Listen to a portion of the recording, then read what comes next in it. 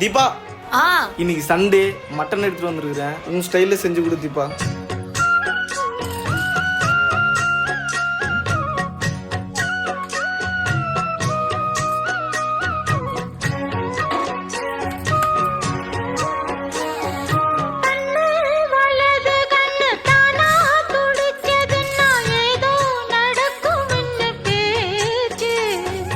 மானா குறையும் இன்னு மாசு படியும் இன்னு வீணா கதை முடிஞ்சு போச்சு.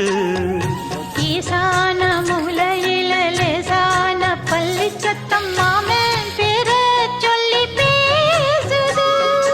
ஆறாத சோகந்தன்ன தீராம சேர்த்து வச்சு ஊரும் சேர்ந்து என்ன ஏசுது.